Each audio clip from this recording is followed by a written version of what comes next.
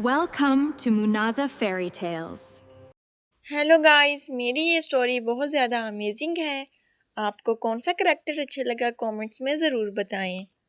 कदीम ज़माने का जिक्र है कि एक अजीम और शान सल्तनत पर एक रहम दिल बादशाह हुकूमत करता था। कुदरत ने उसे एक निहायत खूबसूरत और ज़हीन बेटी से नवाजा, जिसका नाम मायरा रखा गया। बादशाह ने मायरा की परवरिश में कोई कसर उठा न रखी और उसे महल के आदाब के साथ साथ दौरे हाजिर के तमाम उलूम व फ़नून से रोशनास कराया। वक्त पर लगाकर उड़ता गया और मायरा 15 बरस की एक पुरएतिमाद और बहादुर शहजादी बन गई।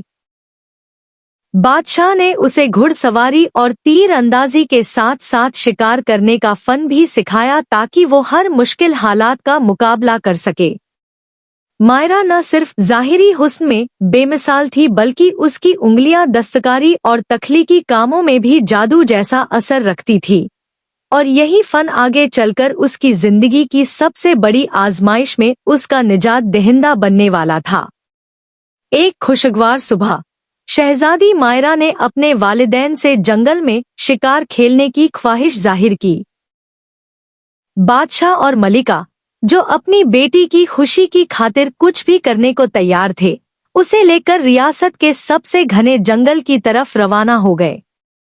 जंगल अपनी हरियाली और पुरअसरार खामोशी की वजह से मशहूर था, जहां हर कदम पर नए मनाजिर देखने को मिलते थे। शिकार के ताकुब में मायरा इस कदर मगन हुई कि उसे सिमटों का एहसास न रहा और वो अपने मुहाफिजों और वालिदैन से काफी दूर निकल गई। घना जंगल और ढलता हुआ सूरज मायरा के लिए मुश्किल बन गए और वो रास्ता भटक गई। इसी असना में उसका सामना डाकुओं के एक गिरोह से हुआ जिनका ठिकाना इसी जंगल के पोशीदा हिस्से में था। एक अकेली और खूबसूरत लड़की को देखकर डाकुओं ने उसे फौरन घेर लिया। मायरा ने हिम्मत न हारी, लेकिन तादाद में ज्यादा होने की वजह से डाकू उसे पकड़ने में कामयाब हो गए और उसे जंजीरों में जकड़कर अपने खुफिया गार में कैद कर दिया। डाकुओं के सरदार ने जब शहजादी से उसकी पहचान पूछी तो मायरा ने बड़े हौसले से जवाब दिया कि वो इस मुल्क की शहजादी है।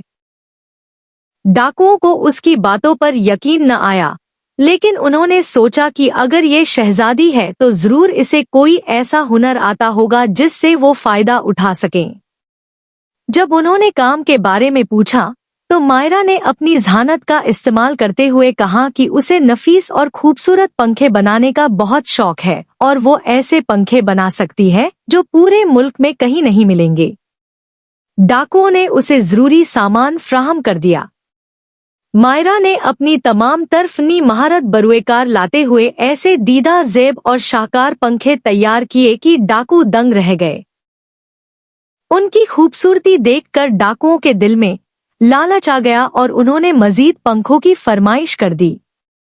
मायरा खामोशी से पंखे बनाती रही, लेकिन एक खास पंखे की बनती हुई तहों के दरमियान उसने निहायत चालाकी से एक खत छुपा दिया, जिसमें उसने अपनी कैद और सही मकाम की निशानदेही कर दी थी। शहजादी मायरा ने डाकुओं को मशवरा दिया कि इन कीमती पंखों को किसी आम बाजार के बजाय बराह रास्त नूर महल ले जाया जाए, क्योंकि वहां उनकी बेहतरीन कीमत मिल सकती है। दौलत के लालच में डाकू फौरन मान गए और एक फेरी वाले का रूप धार कर महल की गलियों में आवाजें लगाने लगे। जब बादशाह के कानों में इन अनोखे पंखों की शोहरत पहुंची तो उसने तजस्सुस के आलम में फेरी वाले को दरबार में तलब कर लिया। जैसे ही बादशाह की नजर उन पंखों की नफासत और उन पर की गई कढ़ाई पर पड़ी, उसका दिल धड़कने लगा।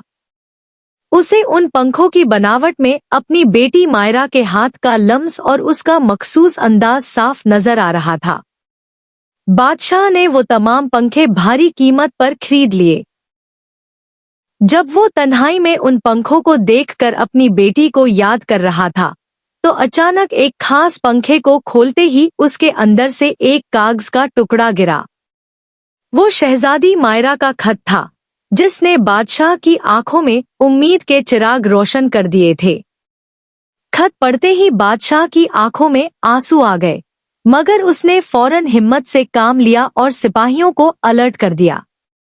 खत में दिए गए पते और निशानात की मदद से बादशाह ने एक बड़ी फौज के साथ उस घने जंगल की तरफ कूच किया जहां डाकुओं का ठिकाना था। जैसे ही फौज ने गार को घेरा, डाकुओं को संभलने का मौका न मिला और वो सब गिरफ्तार कर लिए गए। बादशाह ने अपनी बहादुर बेटी मायरा को बहिफाजत कैद से छुड़वा लिया। महल वापसी पर पूरे मुल्क में चिरागा किया गया और जश्न मनाया गया।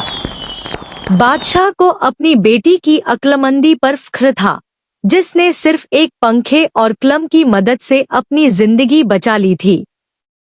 मायरा ने साबित कर दिया कि इंसान का सीखा हुआ हुनर और मुश्किल वक्त में उसकी ज़हानत ही उसका सबसे बड़ा हथियार साबित होती है।